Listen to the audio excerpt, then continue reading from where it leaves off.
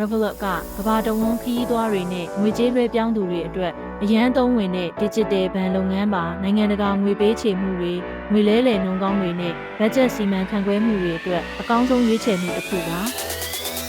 ပထမဆုံးအနေနဲ့ Revolut app ကိုသင်ဖုန်းထဲမှာ download လုပ်ပါ app ကိုဖွင့်ပြီး sign up ကိုနှိပ်ပါသင်ဖုန်းနံပါတ်ကိုထည့်သွင်းပြီးစင်စီကနေပို့လာတဲ့ verification code ကိုရိုက်ထည့်ပါ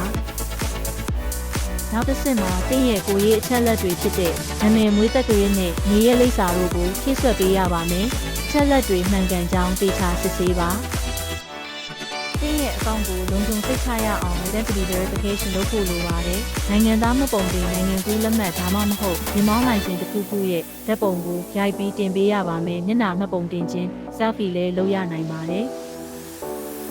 ဒီအဆင့်တွေပြီးသွားရင်တင့်ရဲ့ Revolut အကောင့်အတွက်လုံခြုံရေး passcode တစ်ခုသတ်မှတ်ပေးပါဒါဆိုရင်တင့်အကောင့်ဖွင့်တာပြီးစီးပါပြီ။ Revolut ကတ်ကိုမှယူပြီးတာနဲ့ကမ္ဘာတဝန်းဘယ်နေရာမဆိုအလွယ်တကူငွေပေးချေနိုင်ပါပြီ။ပြီးသွားလာမှုနဲ့ငွေကြေးစီမံခန့်ခွဲမှုတွေကိုပုံမလွယ်ကူစေမဲ့ Revolut ကိုခုပဲစတင်အသုံးပြုလိုက်ပါ။